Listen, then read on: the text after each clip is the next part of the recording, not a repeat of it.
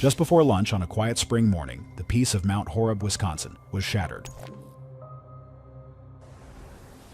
At 11:11, 911 received a distressing call. Someone was approaching the local middle school, dressed like any other student but carrying a rifle. In 6522, we have people running from the Mount Horeb Middle School now. Said there was an active shooter responsible. We'll go to emergency traffic on County. Within minutes, the building was on lockdown. Police had the school surrounded, and gunfire rang out in the parking lot. One person wouldn't walk away. Yes, let's do routine over on 3. Drop it! The community was left stunned, and questions came fast. Who was behind the threat? Why here? Why now? And is any school truly a safe haven for our children?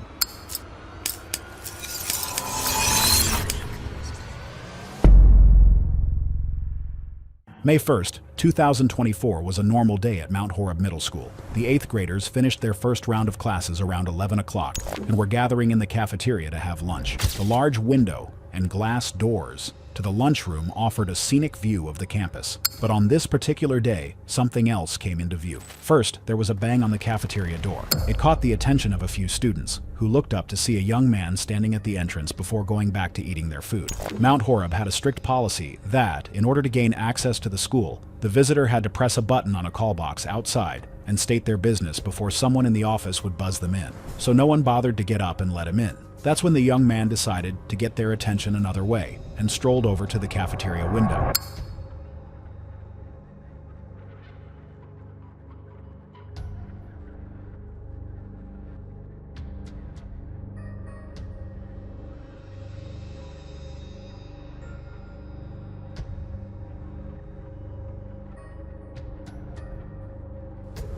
In response to a loud banging on the window, more students lifted their heads and turned to see the young man from before, hitting the glass with a long-barrel rifle. When he saw that he had everyone's attention, he raised the weapon and pointed it at them.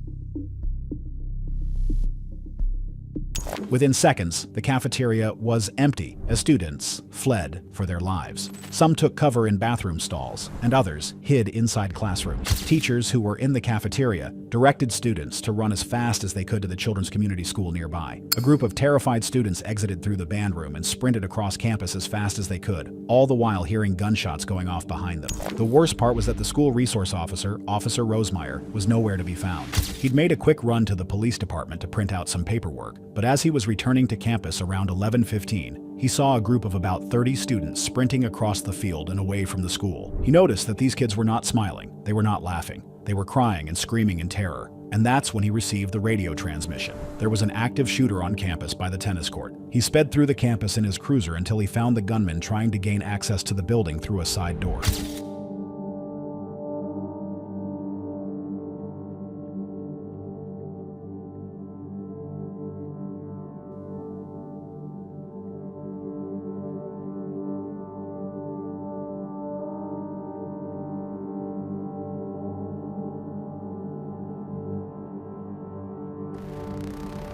Officer Rosemeyer emerged from his vehicle and issued several verbal commands for the gunman to drop his weapon. The officer raised his own rifle and pointed it at the suspect.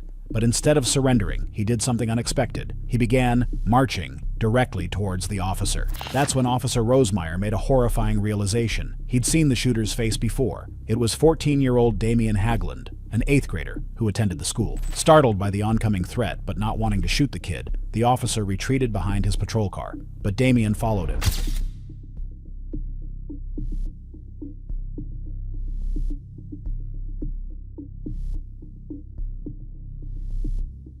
From another angle, the pair can be seen circling the patrol car as Officer Rosemeyer tries to stay out of the line of fire. As they dance around the cruiser, he's pleading with Damian to drop his weapon, but Damian doesn't comply. After a few more moments, Rosemeyer fires his weapon in Damian's direction, but it doesn't seem to deter him from his mission.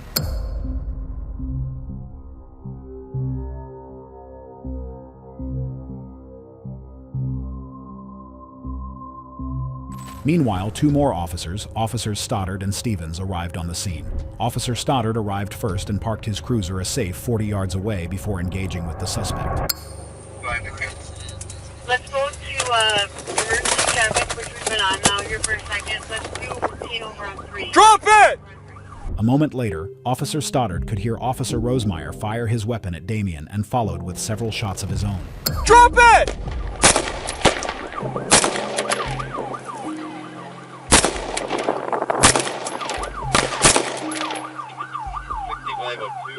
Let's get EMS started. 6524, shots fired. Drop it!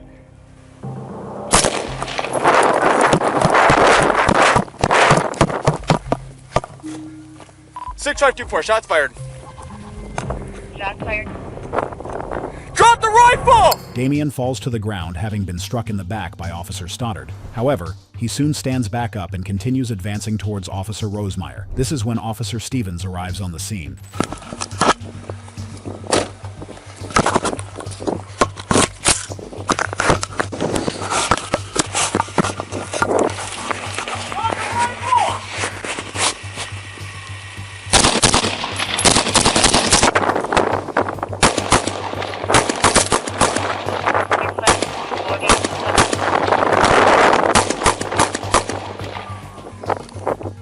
Six 524, suspect still moving on the ground with the rifle.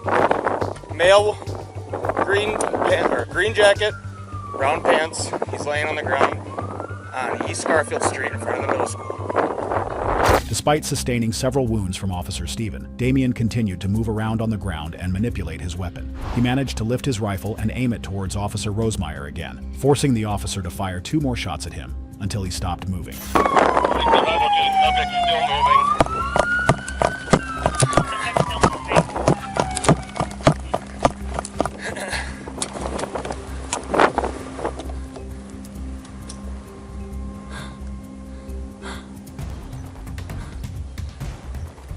Drop the rifle! Drop it! Sir, get out of the street! Get out of here! 1041, where do they need me? Go to the school, 6515, and we do have others coming to back you up. Give me the last update here.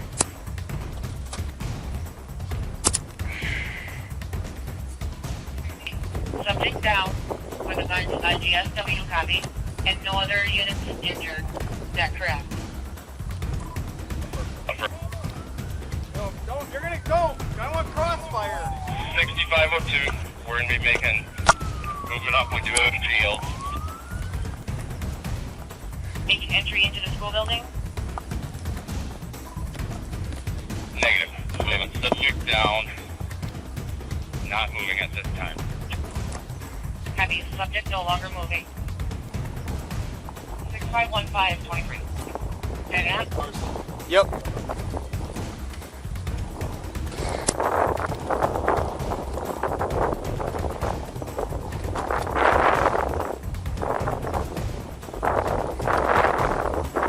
Still in Hamden, Garfield and Heath. Weapon. There.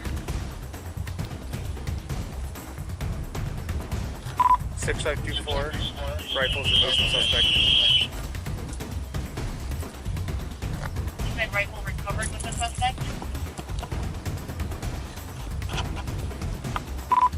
Affirm. 6524, your radio is terrible. You say rifle is recovered with the suspect? Officers performed immediate first aid on Damien, but he succumbed to his injuries and died on the scene. Following the shooting, officers were able to view footage from surveillance cameras around the building, which caught Damien's movements before he got the attention of the students in the cafeteria. He's first seen crossing in front of the school to get to the sports fields.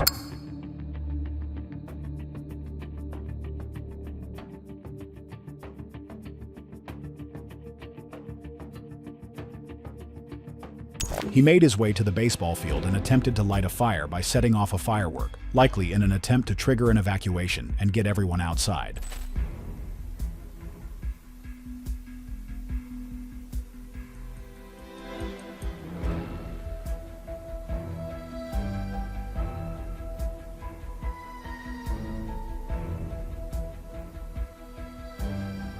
But the only thing that caught on fire was his pants from standing too close to the explosive, causing him to suffer burns on his legs. Next, he tried to make entry through the front door of the school by busting the glass with his gun.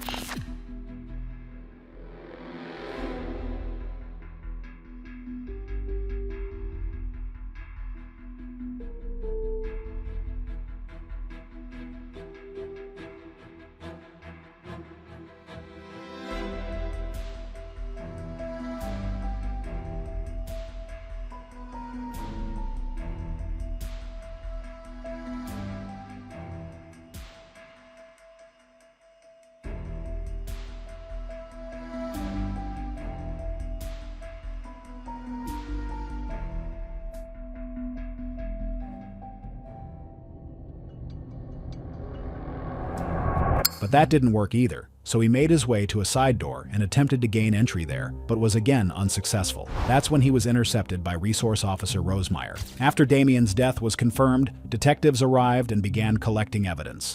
Firstly, they collected Damien's weapon, which appeared to be a long-barrel rifle. But further examination proved that it wasn't a real rifle. It was just a pellet gun. They then searched the school grounds where they found a bullet fragment that was fired into the lawn near the baseball field, debris from used fireworks, a silver knife and a black kitchen knife, an orange Bic lighter, and a yellow extended lighter. They also examined the contents of a black pack that Damien had brought with him to the school. Among the items found inside the bag were an iPad, a glass container filled with a green liquid, a full container of BBs, rifle ammunition, a screwdriver, a piece of copper-colored metal, a glass vial of uranium ore, 10 pyrotechnic fireworks loaded with pieces of shrapnel, a Sharpie marker, and a bottle of hand sanitizer. While investigators continued examining the scene, Damien's family was contacted and informed of what had happened. They asked the family's permission to perform a search of Damien's room, but their visit to the home would only raise more questions and yield more disturbing evidence.